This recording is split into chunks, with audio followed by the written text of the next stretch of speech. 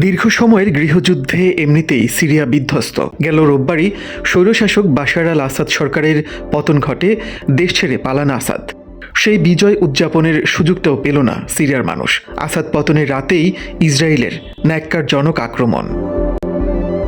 গত 2 দিন নির্বিচারে সিরিয়ার মাটিতে বিমান হামলা চালাচ্ছে ইসরায়েলি বাহিনী। ইসরায়েলি প্রতিরক্ষা বাহিনী আইডিএফের দাবি, বাশার আল আসাদের পতনের পর প্রথম 2 দিনের বিমান হামলাতেই সিরিয়ার সামরিক সক্ষমতার 80% ধ্বংস করা হয়েছে।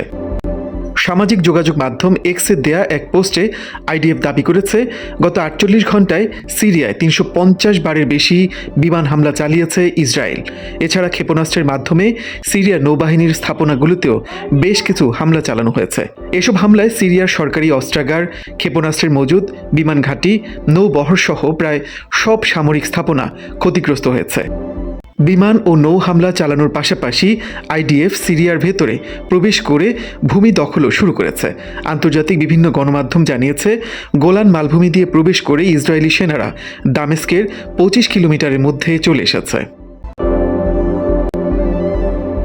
সিরিয়ায় হামলার ব্যাপারে ইসরায়েলের প্রধানমন্ত্রী বেনিয়ামিন নেতানিয়াহু বলেছেন, নিরাপত্তা নিশ্চিতের জন্য সিরিয়ার সাবেক প্রশাসনের সামরিক সক্ষমতা ধ্বংস করা জরুরি ছিল, যেন সেগুলো জঙ্গিদের হাতে না পড়ে।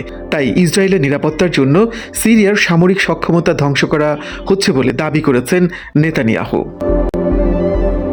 সিরিয়ায় চলমান আগ্রাসন নিয়ে ইরান, ইরাক, সৌদি আরব, কাতার সহ মধ্যপ্রাচ্যের বেশ কয়েকটি দেশ নিন্দা জানিয়েছে।